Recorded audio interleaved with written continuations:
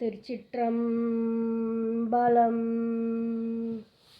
மாதர் பிறை கனியானை மலையான் மகளோடு பாடி போதோடு நீர் சுமந்தேத்தி புகுபவர பின் புகுவேன் யாதும் சுவடுபடாமல்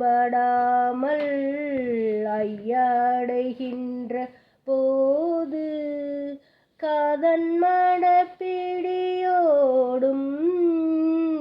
களிறு வருவன